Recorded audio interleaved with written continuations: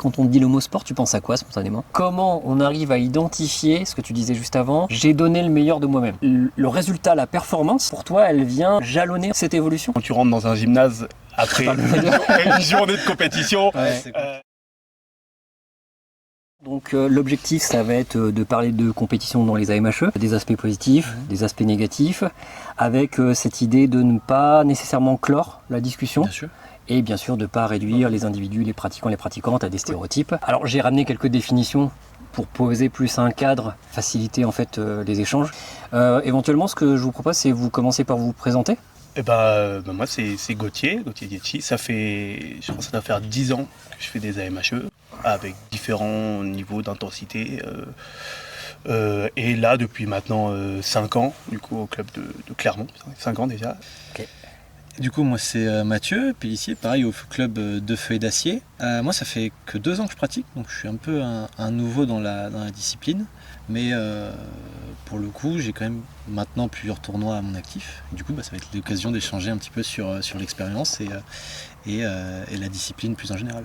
Et du coup, l'idée de faire ça avec vous, c'est que justement, vous êtes des tryharders du tournoi fédéral. La compétition, c'est quelque chose qui vous motive très fort.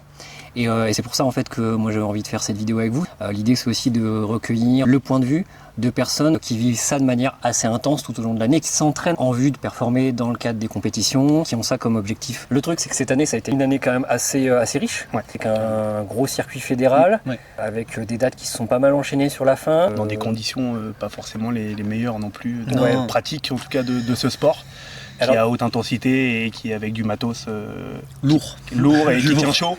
Donc, là, tu penses autant le fait que ce soit tard dans l'année scolaire, est-ce que c'est pas de plus en plus une difficulté ça Si. Parce que il y a un tournoi qui a été annulé du fait de la canicule. Oui. Nous on le sent même rien qu'à l'entraînement, sans parler forcément de compétition. À l'entraînement, c'est un sport du coup qui demande beaucoup d'intensité, on monte vite en intensité et en cardio, et forcément avoir des grosses vestes et faire beaucoup de mouvements, et là ça donne chaud. Et c'est vrai que le tournoi c'est 2 jours la plupart du temps, à part le dernier Angers, c'était ça. Mais 2 jours de combat d'affilée, si les conditions météo sont pas réunies, en vrai c'est difficile. C'est vrai. C'est quelque chose de compliqué quand même. Ce qui est sûr, c'est que cette contrainte de chaleur, ça va devenir entre guillemets, je trouve, un inconvénient supplémentaire déjà au fait qu'on ait du mal à pouvoir parler de nous. C'est-à-dire que c'est une discipline de niche qui a ses contraintes et ses qualités. Et là, c'est une contrainte qui va se rajouter en plus. En fait. Ouais. Puis même, comme tu disais, en fait, pour démocratiser aussi, ça va devenir de plus en plus compliqué parce que on sue beaucoup. Et c'est vrai que quand tu rentres dans un gymnase après une journée de compétition, il y a l'odeur compétition. Il y a une odeur compétition, t'as l'impression de rentrer directement dans un chasuble. Donc le public, ça devient aussi un peu. C'est vrai que ça peut être un frein, quoi. Ça peut être un frein. C'est notre pratique, quoi. Je propose de commencer par une petite définition. Alors j'ai pris les définitions Larousse, elles valent ce qu'elles valent. Sur la compétition, le Larousse nous dit « Action de participer à un championnat, à une coupe, à un tournoi. Épreuve sportive mettant aux prises plusieurs équipes ou concurrents. » Sur le mot sport. Définition Larousse du mot sport. C'est très insatisfaisant. Définition. C'est très insatisfaisant, vous allez voir. Étymologiquement, ça vient d'un mot français de sport. Je ne sais pas si ça se prononce comme ça. DE, sport, tout attaché. Et ça veut dire amusement. Le Larousse nous dit « Le sport, c'est une activité physique visant à améliorer sa condition physique. » Première proposition, première définition. Deuxième proposition, c'est un ensemble d'exercices physiques se présentant sous forme de jeux individuels et collectifs, donnant généralement lieu à compétition, est une pratique observant certaines règles précises. Dans les 2 cas, on retrouve la dimension d'activité physique. Or, on voit bien que dans l'usage du mot sport, on met énormément de choses. Tu peux très bien dire « je vais faire du sport » parce que tu vas faire un footing. Mais tu peux très bien dire « je vais faire du sport » parce que tu prépares une compétition. La compétition qui n'englobe pas que les activités physiques. Donc là, en fait, du coup, on a un problème de définition, mais c'est vrai que c'est important de préciser les choses, parce que sinon, ça peut donner lieu à une forme de mépris, des fois. Notamment, on le voit, pour certains sports qui ne sont pas des sports qui requièrent des qualités physiques, ou en tout cas, pas apparentes. Je pense aux échecs et à l'e-sport. Évidemment, alors que, bien sûr que ce sont des sports. Ce sont des sports. Pour moi, quand tu fais une préparation dite mentale et ou physique dans le cadre d'un objectif, qui pourrait se qualifier de ludique, tu es dans une démarche sportive. C'est-à-dire qu'un joueur d'échecs qui fait attention à son sommeil, à sa bouffe, qui théorise à balle et qui pratique, il fait du sport. En fait. Et c'est pareil comme un joueur de foot, comme un joueur e-sport. Peu importe. Pour moi, le sport, il dépasse simplement la discipline et c'est ce que tu en fais à côté aussi. Toi, tu as une définition, Gauthier. Toi, le sport, je sais pas, genre quand on dit le mot sport, tu penses à quoi spontanément? Effort physique. Ouais. C'est vrai que inconsciemment, parce que c'est ce qu'on imagine.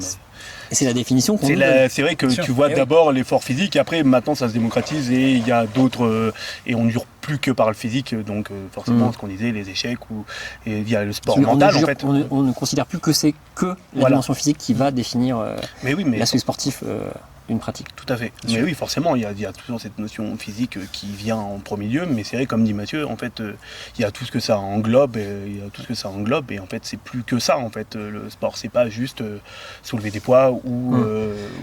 Et attention, Voilà. ce n'est pas parce qu'il n'y a pas de préparation mentale Non. ou physique à côté que tu ne fais pas du sport quand tu vas faire ton jogging. Attention, c'est pas ce que j'ai dit. Bon, là en fait, mon sens, le problème vient du fait qu'il y a un mot pour définir trop de choses différentes Oui, et qu'en ça, fait, c'est on manque bien de sûr. vocabulaire. Si tu vas faire du footing, en fait, tu vas faire une activité physique, bah c'est ça, en fait, tu vas faire une activité Est-ce physique. ou tu vas qu'un faire un ouvrier de footing. chantier fait du sport? Non, mais C'est une vraie question. parce qu'il fait de l'activité physique. Oui, on pourrait dire que oui, dans un sens. Alors, Mais il n'y a pas d'enjeu, il n'y a pas de cadre ludique. il y a en fait, pas de- c'est je ça, pense ouais, que le côté ludique, je me pense, c'est même pas suffisant pour définir l'activité sportive. Oui, c'est très Je vrai. pense qu'à partir du moment où ça devient une activité qui est encadrée par un règlement commun, C'est ça. et où que ça aboutit éventuellement à un système de classement et de compétition, on peut parler de sport. Quelqu'un qui va faire son footing, il est encadré par rien. Il est encadré par uniquement sa volonté d'aller... Et on oui. dit qu'il fait du sport. En fait, c'est si tu veux ou si tu peux potentiellement développer cette activité que tu es en train de faire dans une notion de compétition ou alors de comparaison avec quelqu'un d'autre, pour moi ça devient du sport. Tu vois, genre les mecs qui font du lancer de sacs de ciment ou des trucs comme ça, au final, quand ils s'entraînent alors que ça pourrait être une activité de chantier, Oui, mais du coup si là elle est Ça devient pratiquée, codifié par une Voilà. règle commune, Pour moi, avec là, un ça devient du système sport, d'évaluation, classement. Ouais. Je trouve qu'il y a une notion d'expertise dans le sport. C'est-à-dire que si je fais du lancer de javelot, je vais pas être bon, je dis une bêtise, en natation. Je vais être bon en lancer de javelot. Je suis expert dans le lancer de javelot. Je pense que cette notion d'expertise, elle permet aussi de resserrer le cadre de ce qu'est un sport. Donc de bien définir les contours Oui, de l'activité. tout à fait. Ok. Donc finalement, on en revient à des règles qui seront partagées, communes. de toute façon il faut, et on a besoin Oui. de se comparer et on a besoin d'avoir Tout à fait. d'être attaché à des codes en fait aussi pour avancer. C'est normal en fait, c'est humain. Alors pourquoi tu penses qu'on a besoin de se comparer? Parce que, déjà pour si tu as envie d'avoir la valeur en fait, pour mettre une valeur sur ce que tu fais, parce que il y a besoin, il y a des gens qui en ont besoin, il y en a qui n'ont pas du tout besoin, mais il y a besoin pour aussi voir tes progrès. Je pense que tu as besoin en fait de comparer forcément, soit à toi-même, soit à quelqu'un, en fait, pour voir les progrès que tu fais. Oui. Et alors du coup, en vrai, En vrai. La fille. la finalité Mm. de la compétition, c'est pas la victoire, c'est la satisfaction d'un besoin qui est soit un besoin de réalisation, soit un besoin d'estime, reconnaissance, voire d'appartenance à un groupe. Tes acquis aussi. Moi, c'est aussi beaucoup une validation des acquis. Tu vois, du travail personnel et une concrétisation en fait des efforts que tu mets. Oui, Tu vois, d'avoir des marqueurs. Ouais, d'avoir des marqueurs, des jalons. De cette réalisation dans ta pratique, de cet épanouissement, Oui. de ton propre épanouissement dans cette pratique. Et donc tu dirais que le résultat, la performance, pour toi, elle vient jalonner cette évolution? Ouais, tout à fait.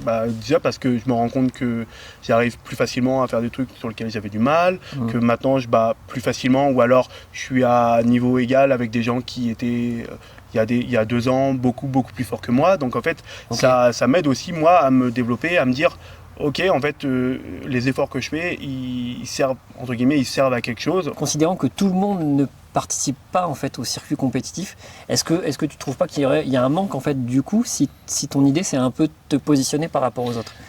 Ah, il y a pas. Parce qu'il y a des gens de la compétition, il n'y a que les gens qui vont à la compétition. Tu disais tout à l'heure, en fait, c'est une activité qui est accessoire, on n'est pas obligé de faire de la compétition dans le cadre des AMHE.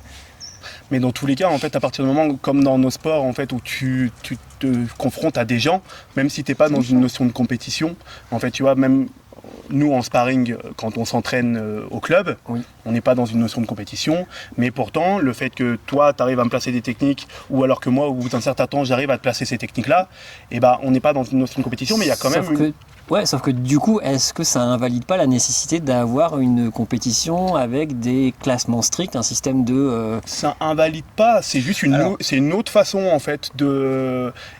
Et tu vois, on se met dans, tu vois, quand on combat tous les deux, on est dans un mood, on est dans un échange où aussi on est là pour faire progresser l'autre, et il y a une notion d'échange. Ouais.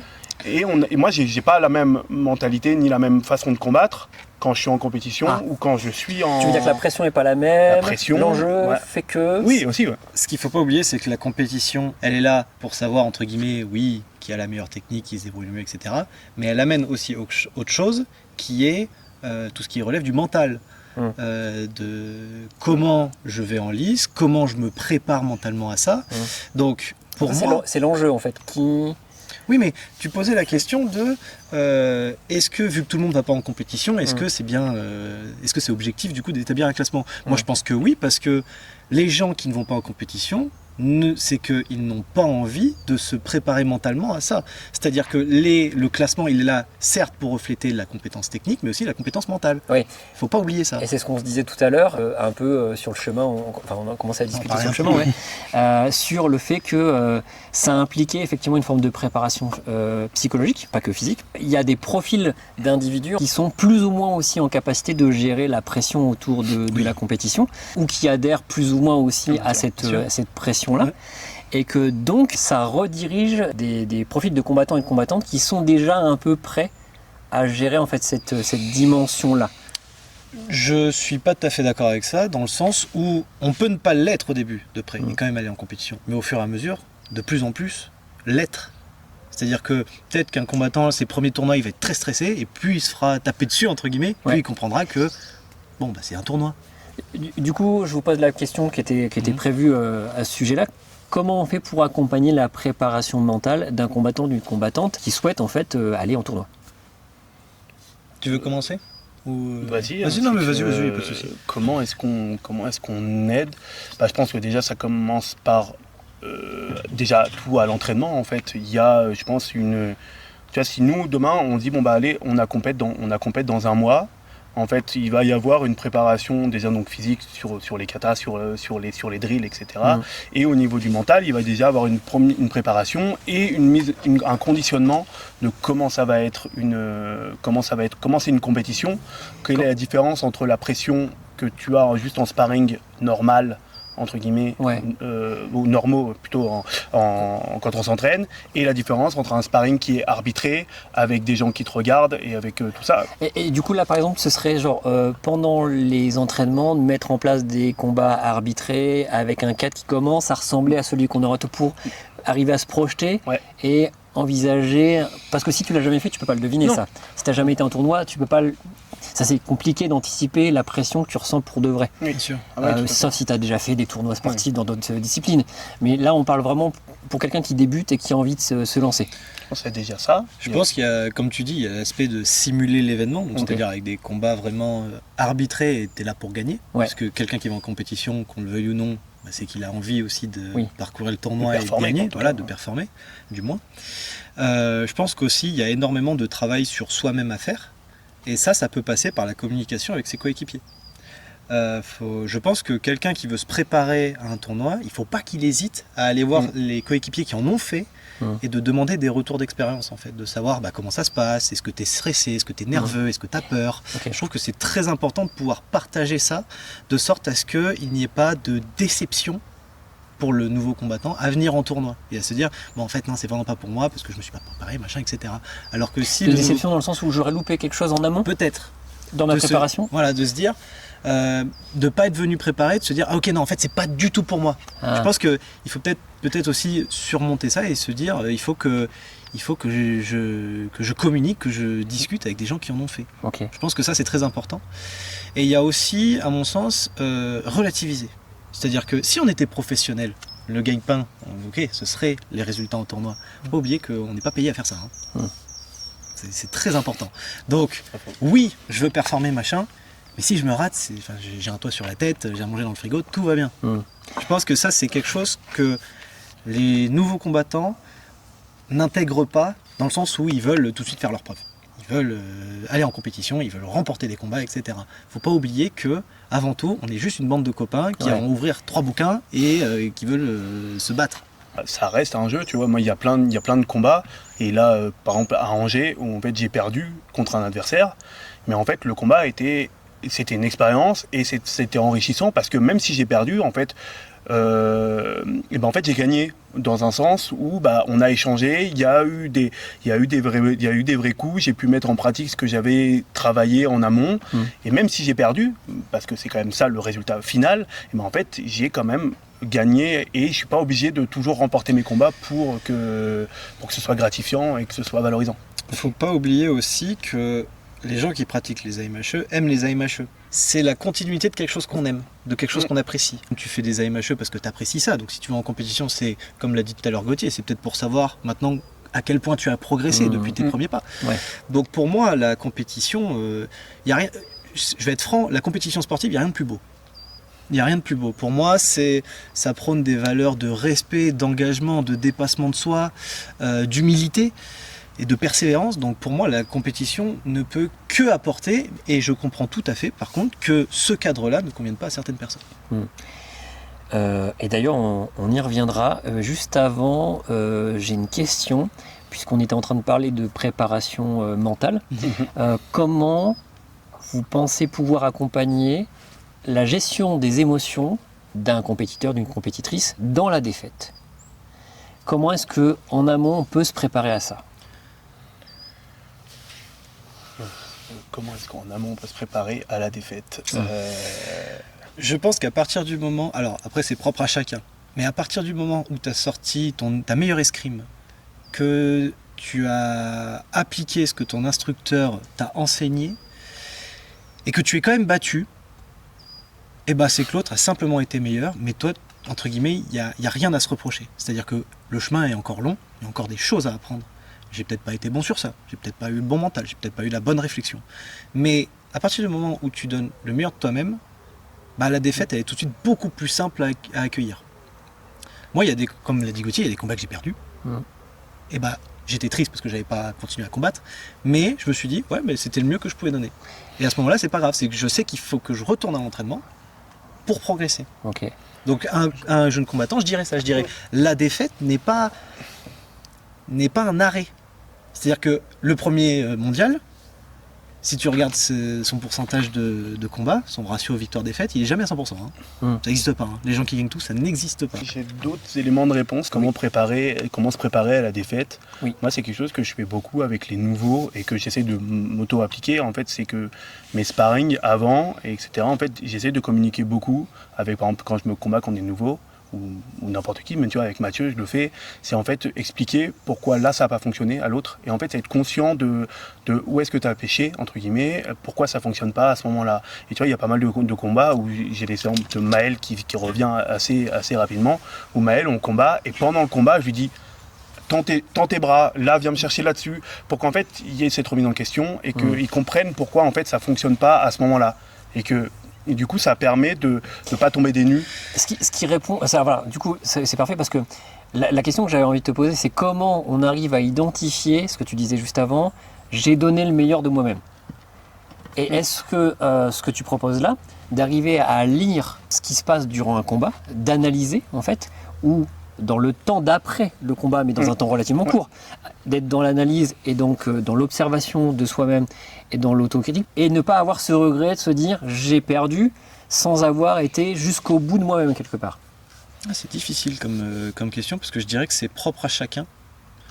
Je pense que sa perception des connaissances acquises est très différente en fonction des combattants et des individus, ce qui fait que moi j'aurais peut-être la sensation d'avoir donné le max, mais si on avait mis quelqu'un d'autre à ma place, avec disons le même taux de connaissance et d'aptitude, ce serait peut-être pas pareil. Et d'où l'interrogation de comment on fait pour permettre à quelqu'un d'acquérir cette conscience de soi qui permettent de lire et de méta-penser en fait sa position, sa situation, sa performance. En fait, je pense qu'on sait qu'on a bien combattu lorsque on est capable de se dire, même après le combat, je sais pas ce que j'aurais dû faire. Ok. C'est-à-dire que si après le combat, j'arrive à me dire, j'aurais dû faire ça, ça veut dire que je n'ai pas été assez bon pour m'en rendre conscient, pour en être conscient donc, dans le le principe. On est dans ce truc de s'adapter pendant le combat. Ouais. Et Pour moi, il y a de ça. C'est-à-dire que si je vois ce qu'il fait, j'ai essayé de m'adapter et pourtant ça n'a pas marché, c'est que je pouvais pas faire plus. Voilà. C'est qu'aujourd'hui, je suis à ce stade où mes connaissances et mes acquis ne suffisent pas. Donc il faut que je retourne à l'entraînement. Mais si il a fait ça et j'aurais dû faire ça et je l'ai pas fait, là, j'ai pas donné le meilleur de moi-même. Parce que je suis capable de quelque chose et je l'ai pas mis en place. Mais encore une fois, c'est vachement compliqué parce qu'en fait, dans nos sports où en fait les échanges vont très très vite et tu dois prendre une information en une fraction de seconde des fois et on est aussi dans une méta en fait où c'est aussi du one shot et il y a de plus en plus de. C'est pas un combat de boxe où on est dans une forme de continuité dans le round. Là, on a quand même des coupures après les échanges. Ouais. Donc c'est compliqué aussi d'arriver et ça demande un effort mental en fait d'arriver à voir la solution en une fraction de seconde. Enfin, je pense que vous l'avez déjà perçu et quand tu fais cet effort-là de travail tactique dans le combat, il y a une fatigue mentale qui s'installe extrêmement vite. Quand j'affronte quelqu'un qui sur le papier est moins expérimenté que moi, je sais que c'est moi qui vais imposer mon style de jeu. Et ce n'est que après s'il s'adapte. Quand quelqu'un t'impose en fait un certain jeu, une certaine gestion de la distance, une certaine tactique, c'est là qu'effectivement tu dois te suradapter et que ça te demande un effort. C'est-à-dire celui qui maîtrise le mieux son style de jeu, il va prendre l'ascendant. Oui. Et ce sera à l'autre forcément de s'adapter. C'est ça. Oui, et cette contrainte-là, tu la ressens d'autant plus que la personne est tactiquement peut-être plus fine que toi, ou plus dans son élément, ou en tout cas dans un rythme qui est plus avantageux. Et là, tu sens que tu es dans l'après, justement, et qu'il faut reprendre l'initiative en construisant, et tu sais pas toujours comment, donc tu réfléchis. Moi, ce que je sais, c'est que quand j'affronte Gauthier, je ne joue pas mon jeu. Je ne joue pas le jeu qui définit Mathieu. Je suis tout de suite, dès le premier échange, obligé de me dire Gauthier il va faire ça, donc il faut que je fasse ça. Et c'est pour ça qu'il faut faire des compètes. Oui. Pour se retrouver dans cette situation. Parce que parce qu'on se connaît trop en fait au bout d'un moment. Déjà, on reste dans un entre-soi. Oui, bien sûr. En fait où et tu deviens comment dire, vu que tu sais comment l'autre va combattre, vu que tu as déjà combattu contre lui, et en fait tu te conditionnes déjà en fait sur le début et c'est pour ça que je pense que pour progresser, après il y a plein d'autres manières de progresser, mais nous en tout cas ce qui fonctionne sur nous pour progresser, le fait d'aller faire des compètes et de tomber contre des nouveaux profils, contre des nouveaux combattants, des gens contre qui tu ne connais pas d'Ève ni d'Adam, et en fait ça te force à une adaptation, à une lecture de jeu qui ne s'acquiert pas du tout pareil quand tu fais que du sparring dans ton club où généralement tu as un seul maître d'armes ou alors deux, et du coup tu es aussi façonné par rapport à ce que lui il a bien voulu t'apprendre, ou sa technique à lui. Donc c'est pour ça que je trouve que les compétitions c'est super important, et nous on l'a vu, tu vois, ça fait 2 ans qu'on en fait 5 par an, et le niveau il a progressé, mais c'était fulgurant en fait la progression, alors qu'avant tu vois ça fait 10 ans que j'en fais, les 5 premières années, elles étaient pas. Il y a de la progression, mais c'est rien de comparable en fait avec le moment où j'ai décidé de me mettre à fond et d'aller me mettre contre d'autres combattants qui n'avaient pas du tout le même style ou de la même école que moi. Dans les AMHE, il y a un côté conservateur en fait aussi, de pas évoluer, et en fait on veut rester sur un côté art martial, du coup qui reste dans des traditions, et on tourne pas assez vers le côté sportif en fait, et tu vois tu vois il faut et en gros quand tu tends vers quelque chose de sportif, en fait c'est tendre vers quelque chose d'accessible au plus grand nombre. Tu vois, rien que cette année là, pour parler complètement d'autre chose, le badminton il passe de un set en 21 points à 15 points parce que il trouve que les matchs ils sont trop longs et c'est pas assez grand public. Et donc c'est pour ça qu'il du coup est-ce que nous on veut être grand public? Si on veut être grand public, il faut proposer quelque chose qui serait plus proche de ce qu'on voit dans le kendo ou dans l'escrime moderne. En fait c'est le problème de la discipline. S'arrêter à la touche par exemple. La discipline veut que nous on ne fasse pas de la reconstitution mais de la restitution. Cette restitution, on la perd avec la compétition, mais on la compense avec un règlement. Oui, enfin, je veux dire, le règlement fédéral, enfin, je veux dire, quand tu commences à apporter des notions de qualité de frappe... Après, moi, je pourrais en dire des choses sur le règlement non, mais c'est un... Ok, d'accord. En vrai, cette notion, balance, l'afterblow, la qualité, c'est des trucs que tu n'as nulle part ailleurs. Le plat, par exemple. Et quand on parle justement de rajouter de la martialité dans la pratique... En l'occurrence, là, la direction qui est donnée, elle est quand même assez pertinente. Je suis complètement d'accord avec ça, mais après on y reviendra peut-être plus tard. Mais c'est ce qui fait qu'on est une discipline de niche et qu'on a extrêmement de mal à en sortir. Parce que le fait d'ajouter des surcouches de règles, ça rend le contexte compliqué. Et par exemple, on regarde un match avec Gauthier. En termes de lisibilité, c'est ça que nous, des fois, on pense avoir vu un truc, l'arbitre il dit tout l'inverse. Donc imaginez le public. Moi, j'aime bien comparer avec l'escrime moderne. L'escrime moderne, tu mets pas les lumières, on comprend rien. Mais il y a les lumières. Et rien que ça, c'est engageant pour les gens qui regardent. Et comment tu appliques ça Ça, c'est le problème. Eh oui. C'est le problème, c'est qu'on ne peut pas. C'est qu'on ne peut pas. Il faut voir où est-ce qu'on veut mettre les curseurs. Je pense. Il y a un consensus à faire. Est-ce qu'il n'y a pas déjà lieu ce consensus? Si, je trouve qu'avec le règlement fédéral, c'est pas déjà le cas. Oui, ce consensus il est fait. C'est pas satisfaisant. Ça dépend des jauges. C'est-à-dire si on veut être extrêmement démocratisé, ça marche pas. Oui. Si on veut continuer dans la lancée dans laquelle on est, on touche à rien. On n'est déjà pas une pratique uniforme. Comment on fait pour estimer ce qui serait de l'ordre de la volonté collective des pratiquants, des pratiquantes? Est-ce qu'on veut démocratiser? Est-ce qu'on veut continuer de travailler sur la restitution du geste? Est-ce qu'on veut donc maintenir un certain niveau de martialité ou plutôt tendre vers une pratique plus sportive? Je vais répondre avec un truc, c'est qu'il ne faut pas oublier que la Fédération française d'AMHE, son but à elle n'est pas de faire des compétitions. Son but à elle, c'est de faire des AMHE, de faire de la restitution. Donc, hormis le fait qu'ils soutiennent le circuit fédéral maintenant, il n'y a pas d'institution mondialisée, donc Fédération internationale des AMHE, qui atteste, qui stipule d'un règlement. Parce que à la base, les AMHE ne sont pas orientés compétitifs.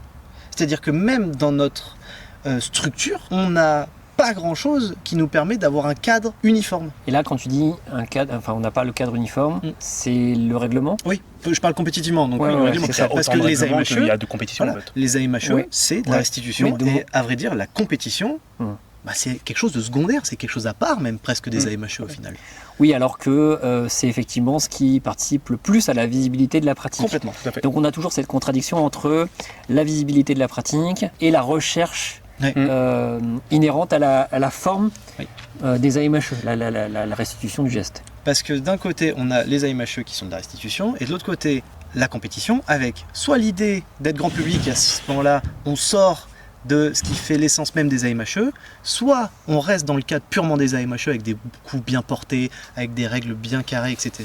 Mais d'un point de vue démocratisation, on y perd. Pour moi, le problème, je le vois comme ça. Alors, ce serait quoi la proposition? Oula, je l'ai pas. La proposition, je n'ai pas de proposition. Ce serait de rassembler le plus de pratiquants possible et de travailler ensemble sur en fait ce qui correspond. Et c'est pas déjà ce qui se fait sur le tournoi fédéral? Si, bien sûr. Si. Après, ça veut pas dire qu'il n'y a pas de problème. Comme dans tout, dès qu'on met un règlement, il y a des abus, il y a des directions qui sont prises. Après, là, le fait que le règlement il change. Alors, est-ce que aussi il n'y a pas ce truc de les gens sont habitués? On en parle par exemple dans le cinéma, quand il y a une dimension historique, on retrouve toujours les mêmes paradigmes, que ce soit sur les costumes ou sur les combats, et c'est quasiment systématiquement catastrophique. Parce que aussi il y a cette habitude du public à avoir une certaine représentation de l'histoire, notamment du combat à l'épée. Et que du coup, en tant que réalisateur, réalisatrice, probablement que tu te dis, en fait, c'est ce que veut le public, donc je vais faire, après tout, ce qu'on a l'habitude de faire, pourquoi faire autrement? Alors, est-ce qu'il n'y a pas aussi ce truc de le sport, et les sports de combat, sont pratiqués d'une certaine façon, qui ont habitué le public à voir, entendre des choses, et que les AMHE sortent un petit peu de ce cadre-là, et que finalement, est-ce que c'est vraiment à nous de nous adapter? Moi, alors, je pense que les gens veulent du flashy. Ils ont raison de vouloir ça aussi. Ah non, mais ça, après, les gens veulent du flashy, et ça, que ce soit au cinéma ou dans le sport. C'est-à-dire que si Star Wars, la revanche des Sith, se battait comme nous, il serait rapide, le combat de fin. Il serait très rapide. Les gens, ils veulent du spectacle. Faut pas oublier ça. Tu peux faire les deux. Regarde, tu as des combats en tournoi qui sont spectaculaires quand les gens sont de niveau équivalent. Alors je sais qu'il faut avoir un petit peu faut avoir des éléments pour pouvoir lire Des fois, Oui. même ce qui se passe dans le combat, même avant le combat, je sais. En fait, il faut arriver à trouver comment garder en fait ce qui fait qu'on aime ce sport ou sa pratique en tout cas, et arriver à le démocratiser sans perdre en fait de son essence. Et je pense que tu vois que ce qui se passait à Lyon avec en direct des commentaires et que tu vois qu'il y ait une explication en fait des coups que je trouve que déjà ça permettrait de démocratiser et ça permettrait de plus de lisibilité et de visibilité pour le public. Enfin, J'ai une piste, ce serait de faire une scission. Ah putain, Non mais, allez, allez, let's go. non mais c'est de se dire qu'il y a beaucoup de gens qui Moi je m'y vont- connais en scission. Si, Je viens de la CNTIT, les scissions ça nous connaît. si jamais, enfin, à mon sens, si on veut que la discipline soit un peu plus répandue, il faut quand même que ce soit plus engageant auprès du public. Donc, malheureusement, encore selon moi, qu'il faut casser un petit peu avec le côté traditionnel des bouquins qu'on doit lire pour les AMHE. Et bah tout simplement de se dire que oui, il y a les AMHE et de l'autre côté, il y a la compétition des péloncles, de machin, de bidule, de trucs, qui s'appuient sur les AMHE mais qui n'en sont pas. Du coup, moi j'ai du mal à voir en quoi ça changerait, ça devrait changer la forme qui est actuellement proposée, genre le règlement du tournoi fédéral. moi, c'est juste que Qu'est-ce qu'il faudrait faire différemment? Qu'est-ce qu'il faudrait faire différemment? Je pense déjà qu'il faudrait pas comptabiliser les touches légères comme des touches profondes, à savoir les tibias et les mains. Pour moi, un tibia ou une main, c'est un demi-point qui est à moitié comptabilisé. Donc, si je devais faire le règlement, hein, attention. Comme ça inciterait beaucoup plus à aller chercher des zones profondes Donc avec plus d'engagement. plus de pondération en fait. Plus Ah oui. de pondération. Donc là, ça va clairement dans le sens de encore plus de martialité dans la forme. Alors, oui, mais dans le but d'aller chercher entre guillemets, un spectacle Ouais, je plus vois ce engageant. tu veux Parce dire, que ouais, des touches qui des seraient- gens qui Ouais. vont faire ça, Oui, vont oui. aller chercher des... Bon, je me bats pas tu les peux le péloncles. faire, tu Je peux me le bats... faire. Oui, mais je me bats au cure-dent. Excusez-moi. Là, ce que tu proposes, c'est d'aller encore plus loin dans la démarche qui est déjà la nôtre en fait, de qualité il y a des des touches frappes. qui sont plus qualité que d'autres. quoi. Ouais, et donc de martialité, c'est-à-dire de létalité en fait, supposée d'un coup. Mm. Moi, je vais être 100% d'accord avec ça. Hein.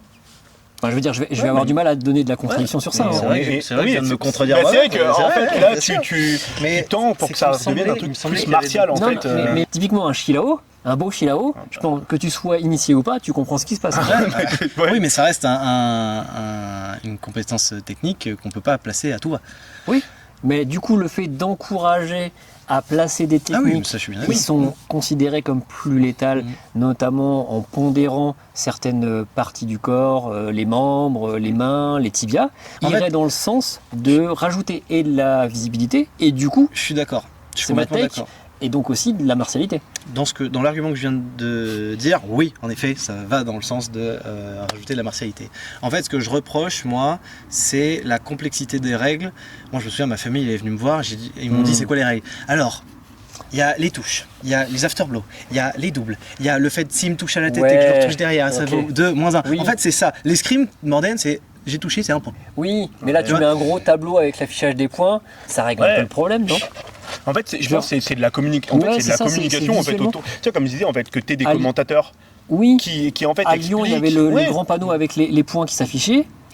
Alors, Enfin, pardon, je suis les d'accord, écrans, mais ouais. tout ça, faut pas oublier qu'on est de moins en moins amateur et qu'on n'est pas, ne serait-ce semi-pro. Donc ça, c'est de l'argent. Oui, non, mais c'est Oui, une histoire de alors- moyens en fait. Oui, voilà. Mais donc, du coup, la proposition qui est de rendre les résultats des échanges plus visuels avec des tableaux, des écrans, des grands écrans où on voit les Tableau points, blanc. voilà, et éventuellement des commentateurs. Est-ce que, donc ça requiert effectivement d'avoir des moyens techniques, Ça ça requiert a un coût, mais est-ce que ça vient pas en partie solutionner pourrait. cette absence de lisibilité du tournoi amateur d'AMHE où tu débarques, Bien sûr. tu connais pas le règlement, rien n'est affiché, les gars ils ont l'air d'être contents d'avoir fait quelque chose, tu sais même pas pourquoi, tu vois? Et tu vois, c'est complètement. mais tu vois, au final, tu vois, il y a plein d'autres sports. En fait, tu vois, genre, t'es un anti du rugby, tu regardes un match de rugby, Mm. tu ne connais aucune règle, c'est compliqué. Si t'as pas les commentateurs, si t'as pas quelqu'un à côté de toi Oui. qui te dit, ah bah là, bien, il l'a fait en avant, tu vois. Voilà. En soi, en fait, c'est la même chose. C'est juste qu'en fait, notre sport, il est tellement au balbutiement en fait de ce qu'est un sport en grand public que en fait on n'a pas encore tous ces trucs là en fait ou que tu retrouves dans le rugby ou dans le foot. Ouais. En fait, faut pas oublier aussi qu'on est un des rares sports à ne pas avoir un même règlement dans chaque pays. C'est une uniformisation en fait aussi des règles. Et ça c'est inhérent au sport, ce qu'on disait juste avant, et donc ça aller dans ce sens-là, en fait, ça n'implique pas de renier sur la pertinence martiale de notre pratique. En fait, c'est que je viens de penser à un truc, c'est que j'ai vu un combat en Belgique, je sais pas où, t'as le mec qui slide sur les genoux, il vient mettre une touche. Oui, je l'ai vu celle-là aussi. Il y a un point là. C'est pour ça. Je pense qu'on a vu les mêmes images. Celui-là, il m'a fait rire. Tu sais qu'il vient, il met les deux genoux au sol, tu fais. Oui, voilà. Mais oui, mais il faudrait une uniformisation en fait du règlement. Déjà, je pense que ça permettrait, tu vois, d'être plus serein aussi quand on disait tout à l'heure, nous on voudrait aller faire de la compétition aussi. Alors pour vous, allez, on y va. Allez. La phase suivante, c'est tournoyer à l'étranger. Exactement. Déjà pour voir ce qui se passe et aussi se frotter à d'autres règlements et d'autres combattants, d'autres styles. Il y a cet enjeu de se retrouver confronté à des règlements qui sont différents. Parce qu'on l'a déjà juste senti en partant, en s'éloignant du circuit fédéral. Avec les péripéties que ça a engendré, mais en s'éloignant du circuit fédéral, on s'est rendu compte que on n'avait pas tous la même pratique, que des fois ils comptaient les mains, des fois ils comptaient pas les mains, des fois ils comptaient pas tout en dessous des jambes, en dessous de la ceinture. Et en fait on revient sur le truc de l'adaptabilité, l'adaptation en fait que tu dois avoir sur ton combat et du coup ça me saoulerait ça. Mais... Je suis en vrai, premier degré, je suis assez admiratif de votre capacité à pouvoir encaisser ce genre de situation parce que ça potentiellement ça peut générer énormément de frustration. Oui. Tu vois, le fait de pas pouvoir déployer toute la qualité du jeu que tu as mis des années à construire. Mais au fur et à mesure, je pense que ça fera un consensus global, c'est-à-dire qu'on verra que si on vient à se déplacer en Belgique, machin, on se dira « cette règle, elle est pas mal quand même, elle est franchement bien. Hein. » On pourra revenir en France en se disant « est-ce qu'on n'essaierait pas un événement ? Ah, ça a bien marché aussi. » Et je pense que le fait de pouvoir voyager, de pouvoir échanger des expériences, machin, ça fera qu'on se retrouvera sur un certain nombre de règles qui seront... au travers de tous les pays, assez universelles au final. C'est-à-dire que, je dis une bêtise, nous on compte les mains. Je suis prêt à parier que dans certains pays, ils ne comptent pas les mains. Et on fera un tournoi où on ne comptera pas les mains et on se dira, est-ce que c'est mieux, est-ce que c'est pas mieux ? Oui, sachant qu'on a eu cette phase sur les mains. Bon, je dis ça. Oui, non, mais tout à fait. Ok. Mais je pense que ça peut être que enrichissant pour la pratique. Et du coup, donc le fait d'aller en fait dans d'autres pays, alors que ça au final ça revient même que tu vois d'aller dans un autre club et du coup qu'ils aient un règlement. Là, le pays en fait c'est que c'est aussi des façons de combattre qui peuvent être complètement différentes de ce qu'on peut retrouver en France. Et déjà il y a des pays, ils ont les textes dans leur langue originale. Donc, et t'as des mecs et aussi déjà et t'as aussi pas la même fréquence d'entraînement. Tu vois là par exemple on a juste vu une ou deux personnes venant des pays de l'Est qui ont un niveau de martialité complètement différent d'une autre. Et on s'est fait péter la gueule. Et en fait, c'est aussi aller plus vers ces gens-là pour continuer en fait à augmenter notre niveau parce que en fait, comme tu dis, en fait, dans la défaite et dans les échanges, en fait, tu apprends. Si tu es capable d'apprendre de tes défaites, et voilà. J'aimerais quand même juste prendre un peu de temps pour parler des caractéristiques physiques, des compétences physiques qu'à votre sens il est plus ou moins nécessaire de développer, d'acquérir pour pouvoir un peu performer en tournoi. En fait, c'est difficile de répondre à cette question parce qu'on est un des rares sports de combat où on n'a pas de catégorie de poids. On est d'accord. Donc ça joue énormément. Moi j'ai affronté Nico pour la vidéo qui fait 2m10 pour un peu plus de 100 kg.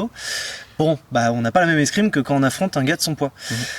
Donc c'est très difficile de répondre à cette question parce que on n'évolue pas tous, on n'a pas tous la même corpulence en fait, simplement. Certains vont apprécier aller vite, certains vont apprécier mettre de la distance, certains vont apprécier être endurance. Moi je trouve qu'il n'y a pas de réponse, en tout cas pour le moment, à cette question. Ouais. Et même ça peut être frustrant en fait, parce que tu vois, on le voit sur certains règlements où tu vois, ils privilégient en fait pas forcément les capacités physiques. Ils privilégient plutôt en fait le geste ou même l'intention des fois. Et du coup, tu vois, ça peut être frustrant pour des gens comme nous qui travaillons la rapidité, l'explosivité, les déclenchemements et choses comme ça. Et des fois, en fait, ça peut être frustrant. Parce qu'on est d'accord qu'entre un combattant ou une combattante qui a des extensions de coude sous cocaïne, et un combattant, une combattante qui les a pas. Ça dépend tellement. C'est-à-dire, moi je vais prendre l'exemple de Arto Fama, qui est un grand compétiteur. J'ai oublié son nationalité, je sais plus. Et bah lui, il est très technique, il est dans la parade. Je t'avais montré une vidéo de lui, c'est de la parade, c'est du contrôle de l'âme, machin, et c'est pas quelqu'un d'explosif. Mais pourtant, il fait partie, je crois qu'il est dans le top 50 monde. Il est dans le top 50 monde. Il est d'accord, lui. Donc ça dépend tellement de ce que nous, comment nous on combat en fait. Ouais. Moi je sais que j'adore mettre des pointes, et ben je travaille mon explosivité. Je mets des pointes. Mais je prends l'exemple de Loïc. Loïc, il met pas des pointes. Ouais. Loïc, il met des parades. Et c'est un un bloc. Qui bloc. ne savent pas, qui est donc un des combattants du club. Ouais. Et lui, il met des parades. C'est un bloc et il faut le passer le bloc. Et bon, pour lui, peut-être que l'explosivité, c'est pas ce qui va enrichir son jeu.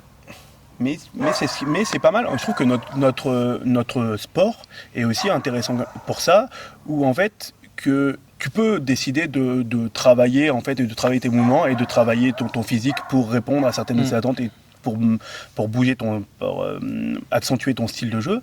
Mais en fait, on n'est pas aussi que ça en fait. Tu vois, typiquement Loïc, il n'a pas forcément le même physique que toi ou que Mathieu ou que moi, et pourtant en fait par sa technique et par son style de jeu, en fait va faire quasiment armes égales en fait en fonction, et c'est ça que je trouve ce qui est intéressant aussi, c'est qu'on n'a pas de catégorie de poids, des fois ça devrait, des fois ce serait bien, oui, alors mais que du coup la technique peut... Moi je veux bien qu'on dise qu'effectivement on peut d'une certaine façon rééquilibrer en fait l'échange, seulement la longueur de tes membres, la longueur de tes segments, à un moment donné... Oui, mais on peut pas décemment décider de grandir. Non mais voilà, si tu fais moins d'1m70 et que tu te tapes contre des gens qui font systématiquement plus d'1m80, poids ou pas, de toute façon, la gestion de la distance, c'est compliqué. Ça, c'est le propre de tous les sports. C'est-à-dire qu'en MMA, il y en a, ils font sur la balance le même poids, et il y en a un qui a 10 cm de plus. En basket, mais il y a quand même des catégories, et en elles sont pas escrime, parfaites. C'est pareil. Il y a des catégories qui sont pas parfaites, mais qui ont quand même pour objectif de réduire l'écart. Nous, on n'est pas assez nombreux pour permettre ça. Mais c'est vrai que c'est vrai que c'est une particularité, c'est bien de le dire. Après, ça les en basket, en fait, tu vois, par exemple.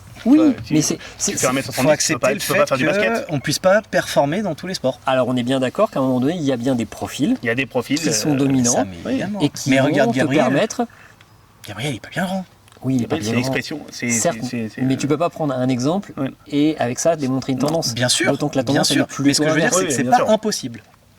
Oui, c'est pas impossible, mais ça reste beaucoup plus compliqué. Bien sûr, mais ça reste plus compliqué, c'est sûr. Et du coup, tu parlais de démocratisation, et là, tu vois, là aussi, on a une contradiction, parce que on peut pas complètement démocratiser une pratique qui, par définition, ne prend pas en compte ou ne peut pas prendre en compte certaines inégalités qui sont inhérentes à des physiques qui sont très différents et qui vont exclure de fait des gens qui n'ont pas ces caractéristiques physiques. Je suis pas d'accord. Enfin, c'est-à-dire que tous les sports, hormis le rugby parce que c'est le meilleur sport, tous les sports engendre forcément des caractéristiques physiques. Sinon, avec cette logique, en avant des profils, en fait. Avec cette logique, le basket ne se serait pas démocratisé. Oui, mais regarde le basket, tu vois bien que c'est sûr ce qui performe à haut niveau dans le basket. C'est les gens de maître. Et c'est ce qu'on dit, c'est-à-dire qu'il y a quand même des profils qui sont mathématiquement qui se retrouveront en fait tout en haut du panier parce que c'est les bonnes dimensions. Tu vois, genre, ça n'empêche la pas longueur qu'il y ait de tes quelqu'un segments, d'1m75 qui s'inscrive en club et qui fasse des tournois avec son équipe. Oui, mais tu peux le faire, mais tu sais très bien que tu vas jamais performer si tu fais moins d'1m70, tu vois, dans oui, les AMHE, et ce sera la même chose pour d'autres sports. Mais je pense qu'il y a beaucoup de gens qui aiment performer, mais pas au point de devenir professionnel. Je pense qu'il faut séparer l'amateurisme et le professionnel. Oui, non mais d'accord, c'est pas gênant parce que,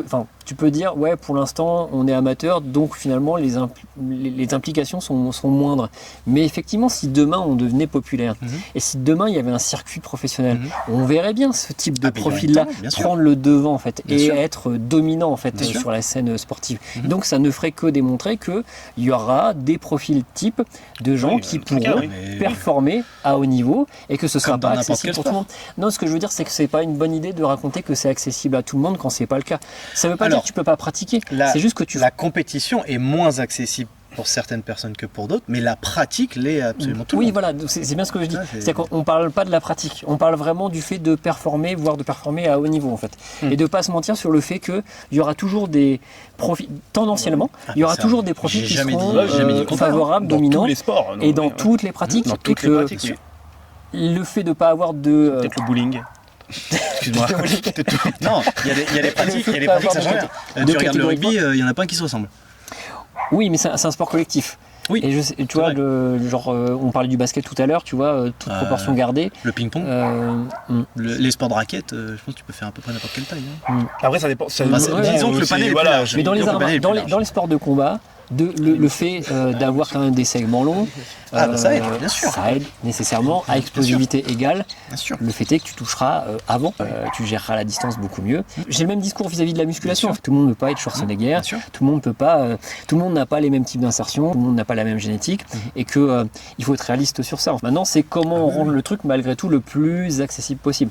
Tu faisais une proposition tout à l'heure. Comment on rend la compétition le plus accessible possible malgré tout. Et tout à l'heure, tu faisais une proposition. Oui, c'était une piste, c'était de faire des tournois à Elo. C'est-à-dire que le tournoi, tu ne peux pas être... le top 500 monde, j'ai une bêtise, ne peut pas participer à ce tournoi. Voilà. Et que ce sont des gens qui ont tel niveau qui ne peuvent s'inscrire à tel tournoi. Et donc de pouvoir s'essayer quand même à la compétition. En fait, on le voit déjà dans certains sports. On peut voir le tennis. Jamais quelqu'un qui vient de commencer, il va taper Nadal. Alors que dans notre sport, c'est techniquement faisable de commencer et d'aller taper le premier. C'est ça. Aux échecs, c'est pareil. C'est des tournois de Elo. Tu vas pas aller taper Magnus Carlsen. Enfin, je pense que c'est quelque chose qu'il faut vraiment qu'on mette pour que tout le monde puisse y trouver son compte. Et pour ça, il faut qu'on devienne plus populaire. Et pour devenir plus populaire, il faut que ça se démocratise. Pour que ça se démocratise, il faut gagner en visibilité. Pour gagner en visibilité, il faut avoir une réflexion autour de la pratique compétitive sportive, notamment. Le règlement. On se mord la queue. Non, on est au balbutiement et ça qui est cool. Je pense au contraire qu'il y a ça s'emboîte, au contraire, je pense pas qu'on se mord la queue. Je pense plutôt qu'il y a des thèmes récurrents, mais qui sont nécessaires et qui doivent être poussés en fait en termes de réflexion dans notre pratique et chez les pratiquants, les pratiquantes, aussi bien les gens. Tu vois, genre typiquement la séparation nette entre les gens qui veulent du texte et de la restitution et de la martialité et les gens qui voudraient que de la compétition du sport. Enfin, je pense que elle n'existe pas. Je suis d'accord, c'était un peu radical, mais c'était de sorte à ce que on n'est pas des gens. Toi, t'es pas le plus radical sur le sujet. Non, c'est quoi ? Non, c'est pas toi le plus radical sur le sujet, t'inquiète. Ce que je veux dire, c'est que ça éviterait qu'on ait des gens qui disent « Ah, c'est pas comme dans les textes. On le sait que c'est pas ça, laissez-nous nous battre. » Pour moi, c'est une nouvelle branche. Pour moi, c'est une nouvelle branche c'est une nouvelle façon de voir les AMHE. Parce que qu'on le veuille ou non, c'est des techniques qui étaient là à l'époque et qu'on réemploie aujourd'hui. Oui, alors, puis en plus de donner une dimension sportive à une pratique qui à la base est martiale, ça aussi c'est historique. Ah oui. Donc c'est pas incompatible avec notre contexte, même si il est différent. L'avantage quand même qu'on a aujourd'hui avec la modernité, notamment des tenues que l'on emploie, c'est qu'on peut se permettre quand même pas mal de choses. Notamment, et aussi du coup sur le côté technique, l'intensité de l'engagement, on peut pas tout faire, mais quand même on peut faire pas mal de choses. Tu peux bien envoyer certaines de tes techniques sans avoir peur de blesser l'autre. Ça reste un gros avantage. Oui, c'est clair. Quand on voit un Shilao et que tu es sûr que la personne elle ressorte vivante, elle ne décède pas, c'est quand même plutôt agréable. Voilà, c'est vrai. Ça permet de pouvoir utiliser tout le panel. Et ça, c'est vachement intéressant. Mais le truc des Hello et que chacun puisse y trouver son compte, qu'on soit débutant, intermédiaire ou qu'on essaye de se professionnaliser, je trouve que c'est intéressant parce que sinon, on n'arrive pas tous à y trouver notre compte. Et alors, c'est dommage. Du coup, j'ai une question. Est-ce que le fait de démocratiser encore plus la pratique, ça risque pas de nous faire sacrifier cette espèce d'émulsion en fait, qu'on a dans le tournoi, parce qu'on se connaît, on retrouve les copains. Il y a quand même quelque chose actuellement dans le tournoi fédéral qui est... C'est entre soi, un peu, on se connaît tous. Alors entre soi, c'est la façon négative de le dire. Oui, non, mais un entre soi positif, parce que... Et du coup, admettons, tu vois, genre, vous parlez d'aller d'aller en tournoi, à l'étranger. Est-ce que finalement, ce truc-là d'émulsion, vous n'allez pas le perdre, et est-ce que ça va pas manquer quelque part? Je pense que c'est aussi pour ça qu'on y voudrait y aller à plusieurs.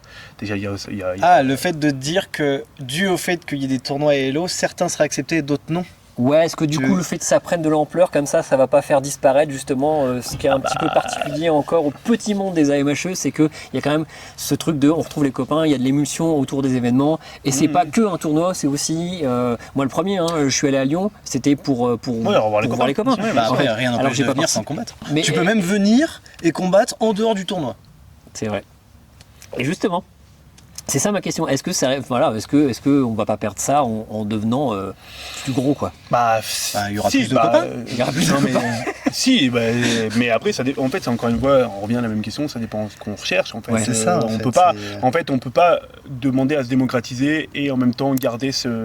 Bah, on peut quand même un peu le garder, mais on peut pas garder ce côté très copain, très. Et encore, Parce qu'on et on encore. voit à plus haut niveau dans les gros sports, en fait, c'est quand même vachement plus tendu en termes d'ambiance, c'est quand même moins. Parce que- moins amical. T'as fait des sports collectifs? En sport collectif, non, je pense que c'est sport de combat. Ouais, Parce non, que en fait, ouais. Ah bah non, en fait, sport de parce que combat, moi je suis biaisé, moi j'ai fait du rugby. Oui. Ouais. Et c'est- Oui, mais là, on est en un sport groupe, c'est une individuel. famille. Ouais, mais je On est suis en collectif, désolé, mais moi c'est je individuel. suis trop heureux de partir en déplacement avec vous. Alors, toi, ta taille, c'est ça, c'est qu'en fait, on peut avoir un esprit d'équipe Un dans esprit les de club, AMHE, bien sûr. un esprit de club, Évidemment. quand bien même ça reste un sport Bien sûr. individuel. Moi je regarde les matchs de Coty. Hein. Oui, oui. Même en replay, quand j'étais pas là à Lyon, moi j'ai regardé son replay, bien sûr. Oui, donc ce qui nous maintiendrait encore une fois dans cette espèce d'exception d'entre-deux. D'ailleurs, Évidemment, moi je vote pour. Enfin, j'aimerais mettre en avant le 3 contre 3 en AMHE. Mais ça, c'est pas. ah oui, d'accord. En ok. même temps, Alors, ou, non, pas en même temps, en ah oui, relais. en relais, c'est Ah, bien, oui. mais j'ai déjà fait. Ok, c'est ok, cool, Moi hein. ok. j'adorerais ok. que ce Très soit bien. beaucoup plus mis en avant parce que là C'est tu vrai que ça fédères peut être encore marrant. plus. Tu Et vois. j'ai déjà fait, c'est très bien. Ouais, ouais. Mais il n'y a pas, ça existe J'avoue, pas. j'avoue. Je trouve ça dommage, Eh oui. mais Et encore une fois, je ça dépend milite pour ça ça. dépend des moi. règlements. Ouais. Ça dépend des règlements. Bien J'ai sûr. fait un règlement où on faisait de l'équipe. Et enfin, moi j'adore devoir me dire, allez, je pars un week-end avec les copains, on Ouais. va se casser la gueule, on va encourager tout le monde. Mais bien sûr, moi j'adore. C'est une des autres particularités des AMHE, c'est que même dans le tournoi, dans le circuit compétitif, il y a encore cet esprit Oui. collectif. Ouais. Et c'est peut-être parce qu'on est amateur aussi. Je Oui, pense que ça aide et énormément. c'était un peu ouais, c'était Parce que les Alors niveaux ça, d'engagement sont pas. Ouais, sont, ouais. Ah, il y a les le- les Et de enjeux retomber, sont pas les les mêmes. enjeux sont pas le les mêmes. passage alors à voilà. professionnel Oui. pourra peut-être avoir un impact C'est vrai là-dessus. que le jour où Ça, il y a- c'est possible. le jour où il y a un cash prize parce que tu remportes une compétition. Non mais c'est vrai. Non, mais le, tout à fait. le jour où tu amènes qu'il y a un cash prize à la fin du tournoi, Ah, là, oui, là, là, je suis pas sûr que je fasse des combats entre mes combats avec les gens Ouais. qui sont à côté. Non, évidemment. Non mais c'est ça. Non, Ça, la pression sera pas les mêmes. bien sûr. bon, Ouais. Ça va possible. ouais, Ça va possible. Ouais. ok. Mais pour l'instant, on a encore entre Il y a- guillemets cette chance En fait, que ce ouais. soit. On a aussi la chance dans ce sport d'avoir ce qu'on appelle des déclarations. C'est-à-dire, je peux déclarer que l'arbitre a fait une erreur et que l'adversaire a le point Oui. sur moi. Oui. Si on passe à un monde professionnel, ce genre d'initiative sera plus rare. Oui. Ça, c'est un fait, à mon sens. C'est encore une fois, c'est les enjeux en fait. Ouais, c'est ça. Oui. Dès qu'il va commencer à avoir des enjeux, et c'est aussi le risque qu'on devienne de plus en plus professionnel et de plus en plus visible. Parce qu'on le voit déjà, certains combattants au tournoi Ah bah oui. déclarent Ah oui. pas alors qu'ils Ah oui, pourraient, oui, parce qu'ils savent très c'est un bien bout de métal au que. bout. Hein. Ouais, bon, tu vois, et Ah que oui. ça leur permet Bien de sûr. gagner leur match ou Ah ouais, de conserver bien sûr. l'avantage. Ouais. Mais comme dans tout, là, c'est Et ça c'est inhérent aussi à la compétition. Ah, bien Ça sûr, vient oui. avec l'ensemble. Bien sûr. C'est pas le côté le plus reluisant. Non, mais c'est aussi ce qui, je pense, rend, qui pousse aussi à se dépasser, etc. Tu vois, quand t'as un mec en face qui est pas forcément. Toi, tu vois ça comme une opportunité de dépassement. Ouais, parce que Pas ça. comme une simple injustice, parce que de mon Alors, point de vue, c'est une simple non, mais injustice. alors, non, il y Le a ça. professionnalisme Non, le fait par exemple que quelqu'un volontairement ne déclare Ah, pas oui. alors qu'il sait très bien qu'il a été touché, que tu le sais, tout le monde le sait, c'est juste les Il y, arbitres l'ont pas vu. en a un petit, il y en a un petit peu, Enfin, forcément. tout, Il y a un petit tout le monde le sait pas, du Oui. coup. y a un petit peu Les personnes qui le d'injustice, déclaré l'ont pas vu. Il y a un peu d'injustice, mais en même temps, c'est ce qu'on disait avec Mathieu. En fait, on s'est déjà dit, en fait, ça te pousse aussi à être, soit être plus visible, bah en fait et du coup que c'était que ton coup, il n'était pas assez visible pour que les arbitres le voient. Après, il y a en fait D'accord. nos échanges vont aussi super vite, donc en fait, des fois, il y a même on parle d'injustice, mais des fois, entre ce que toi, ta vérité, ce que tu as ressenti, parce qu'en plus, avec quand t'es dans le jus, il y a des fois, en fait, même sans vouloir être injuste, ou bah, des fois, tu l'as vraiment pas senti. Alors, après, il y a des gens qui vraiment décident de pas le sentir. Mais il y a des fois, en fait, où tu l'as vraiment pas senti, et où t'inverses, en fait, les temps d'escrime. Toi, t'as l'impression d'avoir été en premier, Après, et en final, bah, l'autre, tu vois très bien la vidéo que l'autre te touche à bord, mais... Ça viendra aussi, je pense, avec la formation des arbitres, parce qu'il faut pas oublier qu'aujourd'hui, les arbitres, pour la majorité, c'est des combattants. Hein. Oui. Parfois, très souvent du tournoi dans lequel ils arbitrent. Hein. Oui. Donc ça viendra aussi avec... c'est-à-dire que si on se démocratise un peu plus, il y aura plus de gens aussi qui seront à même de devenir arbitres. Parce qu'il y a énormément de personnes aussi qui aiment la pratique par l'arbitrage. Ça, faut pas l'oublier. Et ça, dans n'importe quel sport. Après, c'est qu'on a un sport compliqué, on est aussi au début de ce sport-là, tu vois, il existe pas non plus depuis très longtemps. Il y a des pistes d'amélioration, que ce soit sur les règlements, sur les catégories de poids, sur les catégories de... Putain, les catégories de poids, ce serait trop bien. Non mais t'imagines, moi je suis en moins de 74 kilos. Oh. Pouah. Moi c'est bon, je pense, j'y retourne en tournoi, ça va être trop Là, bien. oui, Ah, mais tu vas les t'imagines tuer. Bah ouais. Et c'est là où du coup le physique va vraiment jouer en fait, va vraiment jouer sur Ça sur fera le une sport, quoi. différence. Hein. Ah bah, My Dream, on passe pro. Ah ouais. Hein. J'adorerais. Pour en Ouais, vivre de après, ça, c'est après incroyable. en vivre, enfin je sais pas, genre la pression. Ouais. Moi en tout cas, si on parle de mindset, Ça correspond pas à tout le monde. ouais, moi je sais clairement Ah ouais. en termes de mindset, c'est pas mon délire. C'est un jeu, enfin c'est pas mon délire. Je suis pas en capacité de gérer la pression, surtout s'il y a un enjeu financier Ah bah, bien sûr. de vivre et tout là, c'est mort. Je sais que moi je suis pas capable de faire ça. Ouais, ça t'enlève le plaisir aussi. On a Oui, et puis en plus parce que c'est la principale motivation. Bien sûr. Alors le plaisir, puis en ce qui me concerne, il y a une dimension esthétique aussi dans la Ouais. pratique qui est très très importante.